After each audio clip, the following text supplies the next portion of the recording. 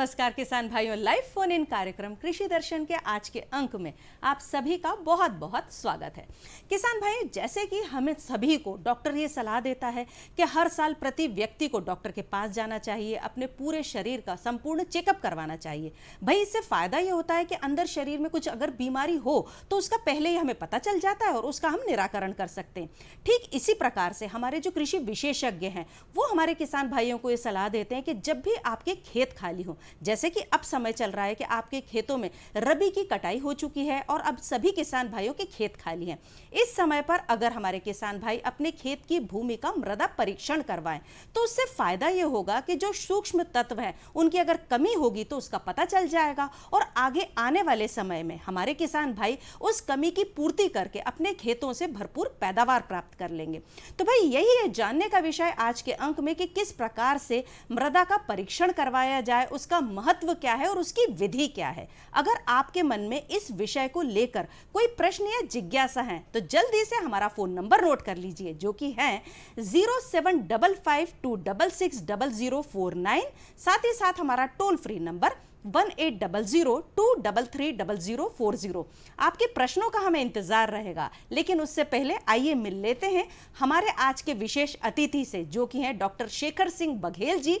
ये वरिष्ठ वैज्ञानिक हैं जवाहरलाल नेहरू कृषि विश्वविद्यालय जबलपुर से। नमस्कार सर। नमस्कार। बहुत बहुत स्वागत है आपका हमारे प्रोग्राम में। सबसे पहले तो डॉक्टर साहब, आप हमारे किसान भाइयों को ये बताइए कि मृदा जो परीक्षण है उसका महत्व क्या है। जी हाँ, मृदा की जब हम बात करते हैं तो सबसे पहली बात है कि जो हमारी कृषि है वो समस्त संस्कृतियों की जननी है और भूमि जो है, भूमि एक प्रकृति द्वारा एक ऐसा खजाना है जिसमें सारे पोषक तत्व हैं। हाँ, और इन पोषक तत्वों को अगर हम बात करें कि भूमि में, तो अगर हमें अच्छा उत्पादन लेना है तो भूमि में इसके पोषक तत्वों की और जो फसलोत्पादन है वो दोनों के लिए मृदा की जाँच कराना बहुत आवश्यक है। हाँ, और इसमें अगर हम बात करें मृदा की जो परीक्षण कराया जाता है वो एक मतलब हम कह सकते हैं कि एक सर्वश्रेष्ठ विधि है, वैज्ञानिक विधि है, जिसके माध्यम से हम माटी के अंदर जो भी पोषक तत्व हैं जो हमारी फसलों को अच्छा उत्पादन देने के लिए आवश्यक है, एक त्वरित जानकारी हमारे किसान भाइयों को प्राप्त होती है कि मृदा से क्या क्या पोषक तत्व हैं और वो हमारी फसलों का उत्पादन लेने के लिए किन किन और पोषक तत्वों की आवश्यकता है। जी, अगर आपके हमारे किसान भाई ये जानना चाहें कि इसके और विशेष लाभ क्या क्या हैं तो वो आप अगर बताएं। जी हाँ, विशेष लाभ की हम बात करें तो किसान भाई विशेष रूप से ध्यान रखें कि जब भी हम मृदा की जांच कराते हैं तो हमें एक तो जो मिट्टी की उर्वरा शक्ति है, उसकी जो ताकत है, उसकी जानकारी हो जाती है। दूसरी बात आती है कि जो हम अन्य उर्वरक या खाद देना चाहते हैं तो एक कितनी मात्रा में देना, इसकी एक हमें सही मात्रा में उसकी जानकारी प्राप्त होती है। तीसरी बात होती है कि बीमारी अगर किसी प्रकार की भूमि में है या किसी प्रकार पोषक तत्वों की कमी है, इसकी जानकारी लग जाती है। इसके साथ साथ आप अनावश्यक जो हम खाद या उर्वरक हमारे खेतों में अन्य फसलों में अलग अलग तरीके से जो देते हैं उसकी एक संतुलित मात्रा कितनी देनी चाहिए, इसकी जानकारी हमारी मृदा की जाँच से प्राप्त होती है। इसके अलावा किसान भाइयों सबसे महत्वपूर्ण है कि हमारी जो उर्वरकों के माध्यम से लागत बढ़ जाती है उसको कमी करने में हमारी मृदा की जाँच एक सर्वोत्तम ऐसा कार्य है जिससे आप अपनी जो बहुत ज़्यादा जो व्यय हो रहा है हमारी खेती में उसको कम किया जा सकता है। जी डॉक्टर साहब, क्या कुछ विशेष समय होता है जब आप हमारे किसान भाइयों को सलाह देते हैं कि इसी उपयुक्त समय में किसान भाई जो मृदा का परीक्षण है वो करवाएं? जी हाँ, ये बहुत महत्वपूर्ण प्रश्न आपने किया है, क्योंकि किसान भाई इस बात का विशेष रूप से ध्यान रखें कि जब भी हमको मृदा की जाँच कराना है तो हमारी जब खेत खाली होते हैं, और ये सर्वोत्तम समय है ग्रीष्मकाल का। जब हमारी रबी की पूरी फसल कट जाती है और कटने के बाद खेत खाली होते हैं, तो जब फसल कट जाए उसके तुरंत बाद ही हमारे खेतों से मृदा के नमूने लेना चाहिए और प्रयोगशालाओं में उसको जांच के लिए पहुंचाना चाहिए। तो ये जो मई का समय जो होता है, अप्रैल खत्म होने के मई के, तो मई सर्वश्रेष्ठ समय है मृदा की जांच के लिए, मृदा के नमूने एकत्र करने। कुछ उपयुक्त जो सामग्रियां हो जो आप किसान भाइयों को जो सुझाना चाहेंगे कि कौन कौन से वो सामग्रियां जिन्हें वो इकट्ठा करके अपनी मृदा का परीक्षण करवा सकते हैं? जी हाँ, मृदा की जांच के लिए अगर हम बात करें तो खेत में जब भी हम मृदा की जांच कराने जाते हैं तो कुछ खास चीज़ें हैं, जैसे खुरपी है, फावड़ा है, अपना कुदारी है, इसके साथ में आपका तसला होता है, पॉलीथीन होता है, हाँ जी। पॉलीथीन के अलावा एक थैली होती है, रबर बैंड है। ऐसे कुछ सामग्री जो प्राथमिक हैं जिनकी ज़रूरत हमें खेत में मृदा के सैंपल लेने के टाइम होती है, तो इन सब की व्यवस्था कर किसान भाई अगर खेत में जाएं तो नमूने एकत्र करने में आसानी होती है। जी, अगर किसान भाई ये जानना चाहें, क्योंकि अभी हम उन्हें बता ही रहे हैं कि आप अपनी मृदा का परीक्षण करवाएं, तो वो किन से संपर्क करें, कहाँ संपर्क करें, इसकी विशेष जानकारी अगर आप दें। किसान भाइयों को जब भी मृदा की जांच कराना है, एक तो वो अपने ज़िले के जो कृषि विज्ञान केंद्र हैं वहाँ पे सॉइल की जांच के लिए उनके लैब होते हैं, प्रयोगशालाएं होते हैं। इसके अलावा सारी जो हमारी जो मंडियां हैं, कृषि उपज मंडियां जो होती हैं, वहाँ पे भी हमारी भूमि के जो नमूने हैं, मिट्टी के जो नमूने हैं, उसकी जांच के लिए व्यवस्थाएं की गई हैं। हाँ, इसके अलावा आपके आसपास अगर कृषि विश्वविद्यालय हैं या कृषि महाविद्यालय हैं तो वहाँ से भी आप संपर्क करके वहाँ पर भी जांच करा सकते हैं। जी, तो नमूना लेने का कुछ विशेष तरीका होता है, किस प्रकार से सैंपल लिया जाता है? जी हाँ, ये बहुत ही महत्वपूर्ण है और किसान भाई विशेष रूप से ध्यान रखें कि जब भी हमें किसी चीज़ का नमूना लेना है तो उसमें कुछ खास बातें होती हैं जिनका विशेष रूप से ध्यान रखना। हाँ जी। सबसे पहली बात आती है कि जब हम नमूना ले रहे हैं तो खेत हमारा एक जैसा होना चाहिए। अच्छा। और अगर हमारे खेत बहुत ज़्यादा हमारे हैं तो उसमें हमें ये देखना है कि एक जैसा जो खेत है, एक रंग की मिट्टी हो, बहुत ज़्यादा कंकड़ पत्थर ना हो। किसी खेत में अगर बहुत कंकड़ पत्थर, तो ऐसे अलग अलग हमें रंग उसके क्वालिटी के हिसाब से उसको बांट लेना चाहिए। और अगर हम 1 एकड़ किसी खेत का सैंपल लेना है तो इस बात का ध्यान रखें कि लगभग 10 से 15 जगहों से हमें सैंपल लेना है। अच्छा। अब बात आती है कि सैंपल कैसे लें। हाँ, तो इसके लिए किसान भाई हमेशा जो अपना खेत के ऊपर की जो परत है उसको लगभग ऊपर से 1 से 1.5 इंच की परत को बिल्कुल साफ कर दें। उसमें कंकड़ पत्थर या कोई घास फूस हो उसको हटा देवें और उसमें ऐसा वी आकार का गड्ढा, अच्छा। इस तरीके का जो इंग्लिश का वी होता है, या मैं हाथ के दिखा रहा हूँ, इस तरीके का एक हमारे किसान भाई गड्ढा बना लें, या आपको चित्र के माध्यम से भी दिखाया जा रहा है, इस तरीके का एक गड्ढा बना लें और ये लगभग 6 इंच का होना चाहिए। अच्छा। 6 इंच होने से क्या होगा कि आपके ऊपर से नीचे तक की जो दीवार है, मान लो ये वी आकार का गड्ढा है तो ऊपर से मिट्टी का जो 6 इंच का ये दीवार है, इसकी 1 से 1.5 इंच की परत को आपको नीचे गिरा लें और उसको इकट्ठा करके किसी तसले या पॉलीथीन में इकट्ठा कर लें। इस प्रकार से आपको 10 से 15 जगह से वो मिट्टी के सैंपल लेना है। इस बात का ध्यान रखें कि 6 इंच की मिट्टी लेना है, 15 सेंटीमीटर की। उसके बाद दीवार जो है वो लगभग 1 से 1.5 इंच की ऊपर से नीचे तक होना चाहिए। अच्छा। ये इसलिए महत्वपूर्ण है क्योंकि जो आपके सारी फसलें होती हैं, जो हमारी खाद्यान्न फसलें हैं, दलहनी फसलें हैं, उनकी जो जड़ें हैं वो लगभग 6 इंच तक जाती हैं और 6 इंच से ही वो अपने खाने के लिए जो भी चीज़ें हैं, पोषक तत्व हैं, हमारे जितने भी नाइट्रोजन फास्फोरस जड़ें वहाँ तक पहुँच पाएंगी, तो वहाँ से कैसे वो ले सकें, इसलिए वो 6 इंच की ही जगह होती है जहाँ से वो पोषक तत्वों को लेते हैं। तो इसका मिट्टी का नमूना हमें एकत्र करना है। अब इसको हमने ले लिया, 10 से 12 जगह का इकट्ठा कर लिया, इसको अच्छी तरीके से मिला लें। और अगर गीला हो तो इसको छाया पे सुखा लें। अच्छा। और अगर सूखा हुआ है तो फिर कोई दिक्कत नहीं है, इसको एक छाया वाली जगह पे छानना भी रहेगा उसको। अभी पहले इकट्ठा करना है। इकट्ठा करने के बाद उसको अच्छी तरीके से बारीक कर लें और बारीक करने के बाद उसको 4 भाग कर लें।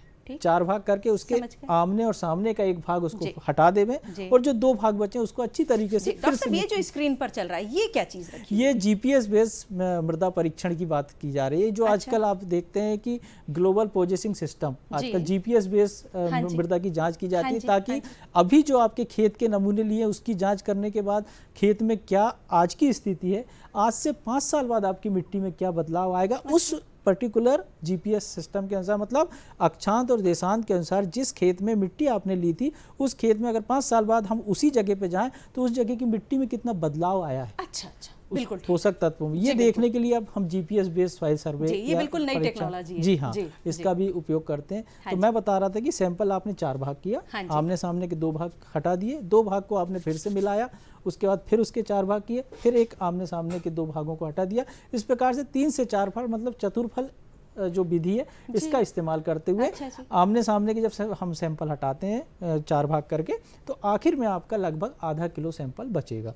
उस सैंपल को आपको पॉलीथीन के अंदर डालना है और पॉलीथीन में डालने के बाद उसको रबर बैंड से अच्छी तरीके से बंद कर देना है। उसके बाद में आप एक होता है सूचना पत्रक, जिसमें सारी जानकारी दी जाती है, उसको भरकर और इस पॉलीथीन की रबर बैंड के साथ रख दें और फिर इसको थैली के अंदर डाल दें, कपड़े की थैली। पॉलीथीन जो है उसको कपड़े की थैली के अंदर डालना है, ताकि आप जब प्रयोगशाला सैंपल को भेजें तो रास्ते में आपकी पॉलीथीन ना फटे, वो सैंपल खराब ना हो। और कपड़े की थैली में रखने में उसको एक प्रोटेक्शन मिल जाएगा, केयर मिल जाएगी और वो प्रयोगशाला तक बेटर तरीके से पहुंच जाएगा। तो पॉलीथीन पैक करने के बाद उसको कपड़े की थैली में पैक करने के बाद उसको बांध कर और प्रयोगशाला में जितना शीघ्र हो उसको पहुंचा देवे।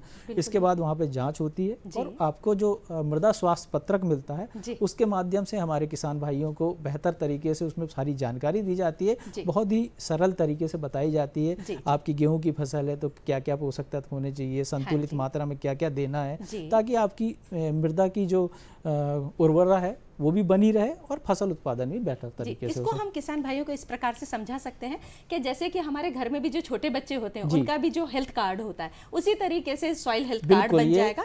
उससे उनको किसान भाइयों को समझ में आ जाएगा बड़ी आसानी से कि उन्हें कौन सा उर्वरक डालना है और किस प्रकार से पोषक तत्वों की मात्रा पूरी करेंगे। आपने बातों ही बातों में एक जो शब्द बोला कि 6 इंच की ही दूरी लेना है, वो क्यों? ये बहुत महत्वपूर्ण है। जब भी हम सैंपल या मिट्टी के नमूने खेतों से लेते हैं तो किसान भाइयों को हमेशा ध्यान रखना चाहिए कि 6 इंच का ही सैंपल लेना चाहिए। 6 इंच का लेना इसलिए आवश्यक है कि जितनी भी आपकी खाद्यान्न फसलें होती हैं या सब्जी वाली फसलें होती हैं या दलहनी फसलें होती हैं, इन सब की जो हमारी फसलों की जड़ें हैं वो लगभग 6 इंच तक ही फैलाव होता है और 6 इंच के फैलाव के स्थान से ही वो पोषक तत्वों को अवशोषित करती हैं और फसल उत्पादन में लाभ उसी प्रकार से प्राप्त होता है कि आपके पोषक तत्व कितने हैं। तो वो 6 इंच का ही आपको सैंपल लेंगे तो 6 इंच में कितने पोषक तत्व हैं उसकी जानकारी आपको सॉइल हेल्थ कार्ड के माध्यम से पता लगेगी। और ये जो हेल्थ कार्ड है ये चूँकि हमारे देश के प्रधानमंत्री जी ने भी इसको बहुत ज़्यादा किसान भाइयों के लिए वो किया है कि स्वस्थ धरा खेत हरा, तो ये एक स्वास्थ्य पत्रक दिया जाता है जिसके माध्यम से वो अच्छा उत्पादन भी ले सकते हैं और उसका फायदा ले सकते हैं। इसीलिए 6 इंच का ही मिट्टी का सैंपल लेना चाहिए। किसान भाइयों अब समय हो चला एक छोटे से ब्रेक का, आप कहीं मत जाइएगा, हमारी चर्चा जारी रहेगी। मुझे क्या सुनाना चाहते हो? जो सुनाओ मेरी सौतन को। किसको? अरे वही तुम्हारा मोबाइल फोन जिससे सुबह शाम दिन रात चिपके रहते थे और कहते थे किसान कॉल सेंटर से बातें हो रही हैं।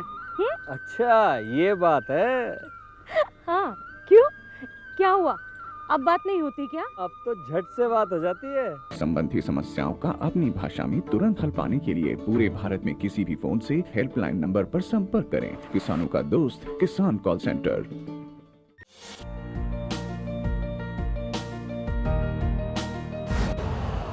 यूरिया का स्वदेशी उत्पादन 70 लाख टन बढ़ाने के लिए 6 उर्वरक संयंत्रों का उद्धार किया जा रहा है। FCIL के गोरखपुर, सिंदरी, तलचर और रामागुंडम संयंत्र, HFCL की बरौनी इकाई और BVFCL की नामरू फोर्थ। सोने पर सुहागा ये है कि देश में अब बनेगा सिर्फ नीम लेपित यूरिया, क्योंकि इससे होगा किसानों का फायदा ही फायदा। अनाज का उत्पादन 10% तक बढ़ेगा, बढ़ेगी 10 से 15% नाइट्रोजन क्षमता।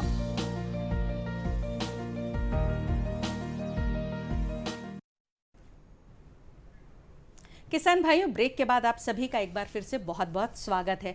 आज के अंक में हम चर्चा कर रहे हैं कि किसान भाइयों को अपने खेत में मृदा परीक्षण किस प्रकार से करना चाहिए, उसका महत्व क्या है, उसकी विधि क्या है। इस विषय की जानकारी देने के लिए आज हमारे साथ हमारे स्टूडियो में उपस्थित है हमारे विशेष अतिथि जो कि डॉक्टर शेखर सिंह बघेल जी। ये जबलपुर से आए हुए हैं हमारे साथ। डॉक्टर साहब, आपने जो बताया कि किसान भाइयों को मृदा परीक्षण क्यों जरूरी है, लेकिन हम अमूमन देखने को मिलता है कि किसान भाई अपने खेतों में आग लगा देते हैं। तो क्या किसान भाइयों को आग लगाना उचित है? उससे पहले मृदा परीक्षण करवाना चाहिए, उसके बाद अगर आग लगा दिए तो क्या उसके बाद करवा सकते हैं? क्या करना चाहिए? सबसे पहली बात तो वैज्ञानिक होने के नाते तो मैं ये बोलूँगा कि नरवाई जो होती है, हमारे जो फसल के अवशेष होते हैं उनको बिल्कुल नहीं जलाना चाहिए। उनको जलाने से आप अपनी माटी है, अपनी जो जिसको किसान भाई अपनी माता कहते हैं उसको आग लगा रहे हैं। ये सबसे बड़ी दिक्कत की बात है। दूसरी बात है कि जब भी हम नरवाई या आग लगाते हैं तो हमारी मिट्टी की जो ऊपर की परत है उसमें जो सूक्ष्म पोषक तत्व होते हैं, नुकसान भी जी हाँ बिल्कुल, है। इससे आप देखिए वातावरण में carbon dioxide, carbon monoxide gas, इसके साथ ही आपके खेत के जो पोषक तत्व जो आपकी भूमि के भोजन है, ये खजाना है जो सूक्ष्म जीव उनको खाने के लिए उपयोग करना चाहिए, ये उनका खजाना है। इसको इस तरीके से जलाने से एक तो जनहानि भी होती है, उसके साथ हमारे जो सूक्ष्म जीव हैं वो भी नष्ट होते हैं और जैव विविधता को कितना बड़ा नुकसान हो रहा है। जो हमारे खेतों के आसपास जीव जंतु हैं, वृक्षों में जो मित्र कीट भी खत्म हो जाते हैं, हमारे पक्षी हैं जो मित्र पक्षी हैं खेतों के आसपास, मेड़ों में आग लगाने से, तो ये सारी बहुत बड़ी एक जैव विविधता को भी एक नुकसान होता है। साथ ही साथ हमारी भूमि को, जो सबसे बड़ी बात है कि जो सूक्ष्म पोषक तत्व भूमि के लगभग 1 से 2 इंच के ऊपर जो हमारे सूक्ष्म जीव होते हैं, माइक्रो ऑर्गेनिज्म जिसको कहते हैं, जो पोषक तत्वों को पौधों को उपलब्ध कराते हैं, जो माटी में हमारे पोषक तत्व हैं उसको कैसे पौधों को प्राप्त हो, इन सब का काम वो माइक्रो ऑर्गेनिज्म करते हैं, जो सूक्ष्म जीव होते हैं। अगर हम उनको ही इतनी तेज आग जब लगती है तो वो सारे नष्ट हो जाते हैं। और आपको मैं बताऊं कि जो मिट्टी के ऊपर की जो परत है उसको बनने में ही लगभग 300 वर्ष लगते हैं, और अगर हम इस तरीके से जलाते हैं तो ऊपर की जो परत है वो नष्ट हो रही है। और धीरे धीरे आने वाले समय में आप लगातार इस तरीके से करेंगे तो आपकी ऊपर की मिट्टी की जो परत है वो कड़ी हो जाएगी, और जब कड़ी हो जाएगी तो जो वर्षा का पानी होता है वो आपके खेतों के अंदर नहीं जाएगा, और जब खेतों के अंदर नहीं जाएगा तो आपका जो क्षमता है मिट्टी की वो जल खत्म हो जाएगी। माटी के अंदर जो पानी होना चाहिए, जो नमी बनी होनी चाहिए, वो धीरे धीरे कम होने लगी है, और साथ ही पूरा पानी बहकर वो समुद्र में चला जाता है हमारी ज़मीन में। इसलिए आप देख रहे हैं कि धीरे धीरे पानी का जो हमारे मिट्टी में जो या भूमि के अंदर जो पानी का एक लेवल होना चाहिए वो धीरे धीरे नीचे जाता जा रहा है। क्यों? क्योंकि ऊपर का पानी भूमि के अंदर नहीं जाता, पूरा बह कर निकल जाता है।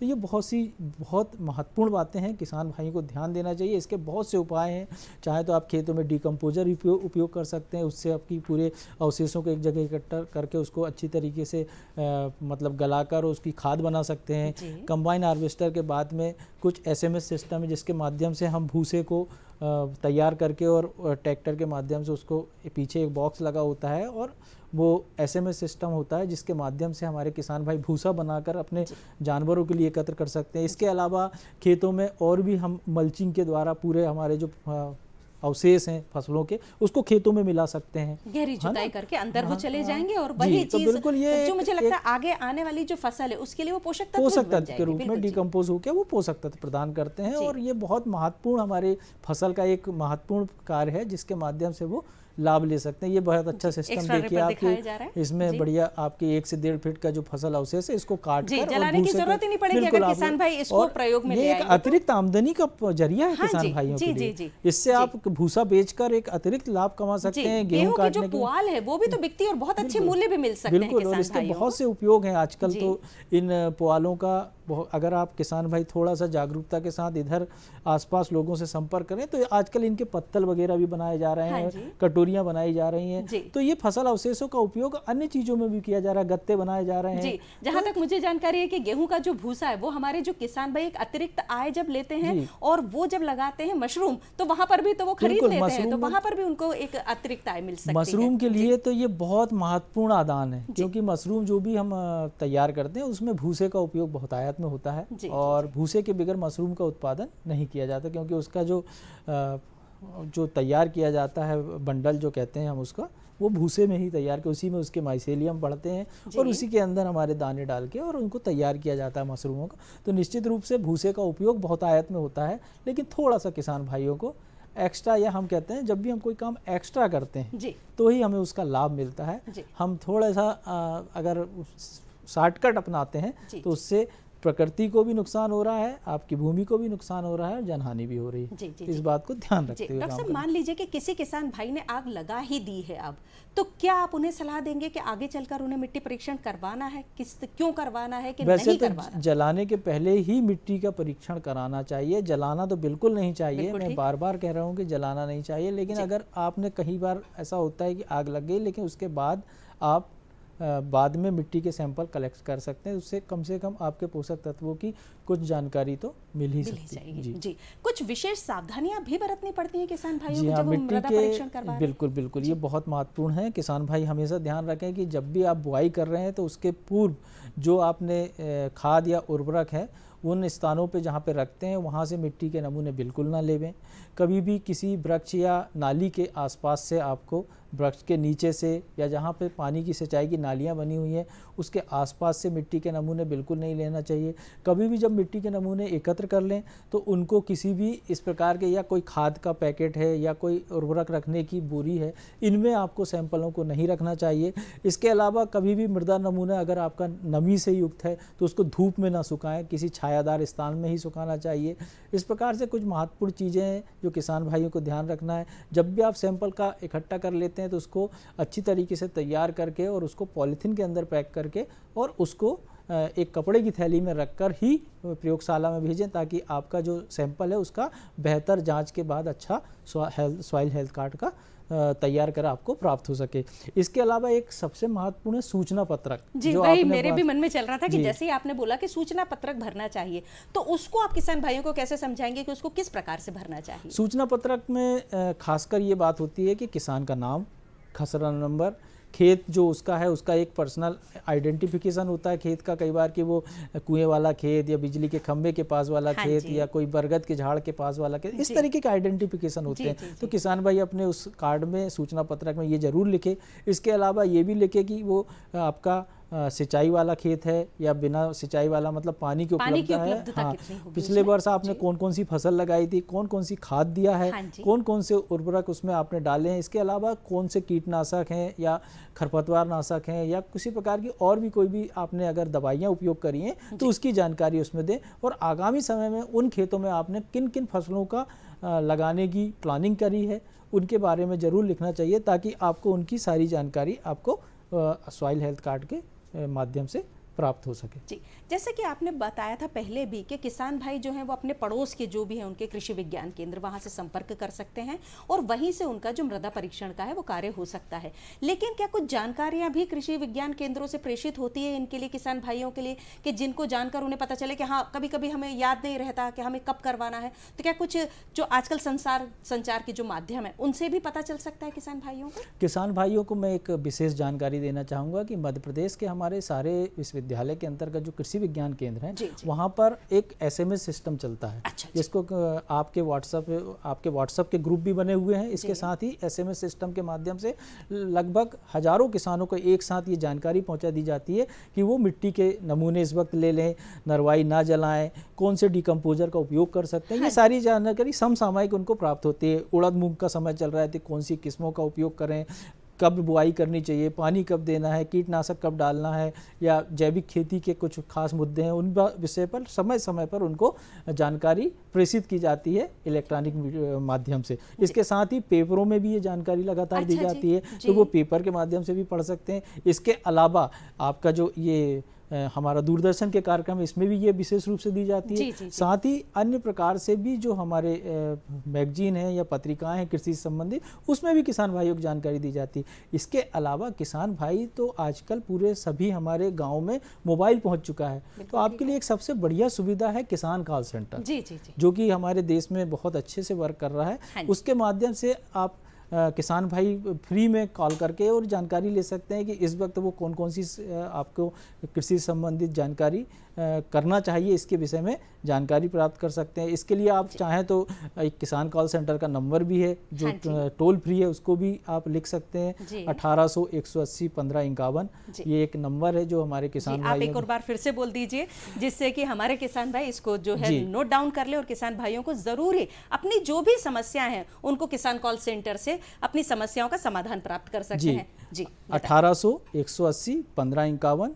1800 180 1551। ये किसान कॉल सेंटर का नंबर है जिसके माध्यम से आप प्राप्त कर सकते हैं। ज़िले में हमारे कृषि विज्ञान केंद्र काम कर रहे हैं, आप वहाँ पे जाएं, आपको बकायदा वहाँ पे हमारे वैज्ञानिक हैं, जानकारी देंगे, सूचनाएं समय समय पर आपको प्रेषित करेंगे। इसके लिए आपको वहाँ जाके अपना मोबाइल नंबर उस कृषि विज्ञान केंद्र में वैज्ञानिक के पास दर्ज कराना होगा, तो वो आपको एक ऑटोमेटिक SMS सिस्टम में आपका नंबर दर्ज कर देगा और समय समय पर आपके पास वो जानकारियाँ प्राप्त होती रहेंगी। डॉक्टर साहब, मैं आपसे ये जानना चाहती हूँ कि जब से आपने ये समझाना चाहा है कृषि विज्ञान केंद्र और आप विशेषज्ञ सभी लोग जो समझा रहे हैं हमारे किसान भाइयों को कि आप मृदा परीक्षण करवाएं, और हमारे बहुत से किसान भाई करवा भी रहे हैं, तो इसका आगे चलकर क्या उन्हें फायदा मिला कि उन्हें कितनी प्रकार से, मतलब उन्हें उनकी जो खेती है उससे और ज़्यादा लाभ कैसे मिला, जिससे हमारे जो दूसरे किसान भाई हैं वो भी उससे प्रेरणा ले सके?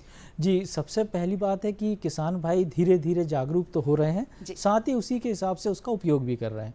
अब बात आती है कि पहले किसान भाई हमारे 1 एकड़ खेत में मान लो 2 बोरी यूरिया डाल रहे थे, लेकिन अब अगर हम मृदा की जांच कराते हैं तो उनको पता है कि हमको उसमें 20 किलो यूरिया देना है। तो एक तो आपका यूरिया की कमी हुई, तो जो भूमि है उसका प्रदूषण की समस्या कम हुई, हमारे वातावरण में प्रदूषण कम हुआ। दूसरी बात, लागत कम हुई, किसान भाई का उतना जो यूरिया बचा वो दूसरे खेत में भी दे सकता है। दूसरी बात है और भी पोषक तत्व हैं, फास्फोरस है, पोटास है, इसके अलावा हमारे माइक्रोन्यूट्रिएंट हैं जो सूक्ष्म पोषक तत्व कहलाते हैं। इन सब के उपयोग की हम बेहतर तरीके से जानकारी देते हैं तो किसान भाई उनका उपयोग करते हैं, तो उनकी लागत में धीरे धीरे कमी आ रही है, पहली बात। दूसरी बात, वातावरण में नुकसान कम हो रहा है। तीसरी बात, उत्पादन अच्छा हो रहा है, और आप देख रहे हैं कि उत्पादन लगातार हमारे किसान भाई बहुत अच्छा ले रहे हैं। सिर्फ समय की बात है कि समय पे वो लागत को कम करने के कुछ खास मुद्दे होते हैं, उन पर ध्यान दें तो निश्चित रूप से आपका लागत में कमी आती है। और ये मृदा जांच तो उसमें एक मील का पत्थर साबित हो सकता है। अगर समय पर मृदा की जांच हो जाए, आपका सॉइल हेल्थ कार्ड बन जाए और आप वैज्ञानिक सलाह से अगर खेती करते रहें तो निश्चित रूप से आपकी लागत में कमी आएगी। जी जी जी, किसान भाइयों को हम लगातार यही समझाते आए हैं कि वो रासायनिक जो पदार्थ हैं उनका प्रयोग कम करें और जैविक खेती की ओर अग्रसर हों। तो किस प्रकार से प्राकृतिक खेती उनके लिए लाभदायक सिद्ध होगी, अगर आप इस विषय में उन्हें समझाना चाहें? बिल्कुल, किसान भाइयों को प्राकृतिक खेती के प्रति हमारे देश के प्रधानमंत्री, कृषि मंत्री सभी इस विषय पर विशेष रूप से हमारे किसान भाइयों को जागरूक करने के लिए, सभी कृषि वैज्ञानिक को मार्गदर्शन देने के लिए कहते हैं। निश्चित रूप से किसान भाई अगर प्राकृतिक खेती की तरफ जाते हैं तो जो भूमि की जो उर्वरा शक्ति है जो धीरे धीरे छीड़ होती जा रही है, कम होती जा रही है, इस विषय पर बिल्कुल लाभ हो सकता है।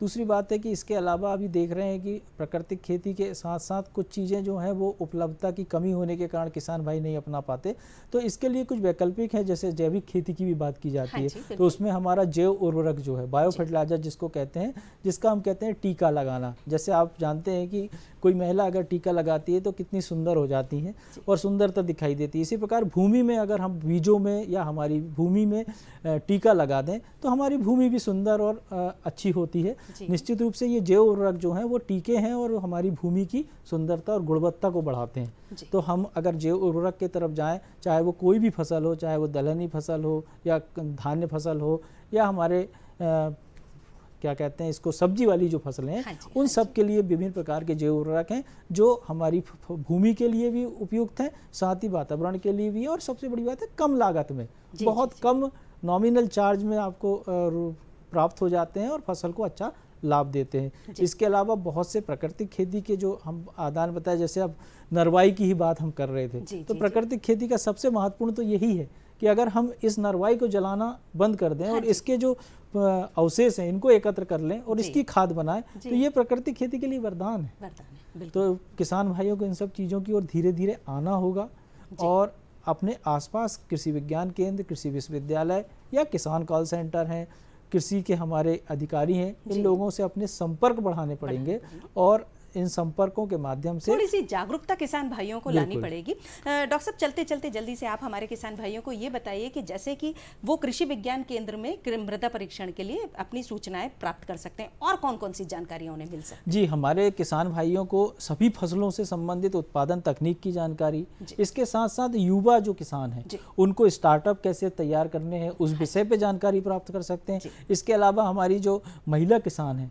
उनको विभिन्न प्रकार की खेती से संबंधित जानकारी, जिसके माध्यम से वो एक अपना स्वयं का व्यवसाय कैसे चालू कर सकते हैं, जिसमें आपके हम कह सकते हैं जैसे फल परिरक्षण या प्रसंस्करण की बात है, या युवा हैं तो उनको बकरी पालन है, मुर्गी पालन है या मशरूम उत्पादन तकनीक है। इस प्रकार के प्रशिक्षण सतत हमारे कृषि विज्ञान केंद्रों के माध्यम से जारी होते हैं।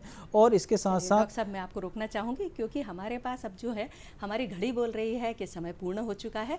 हम आपको फिर बुलाएंगे और फिर से हमारे किसान भाइयों को सूचना देंगे कि किस प्रकार से वो और काम कर सकते हैं।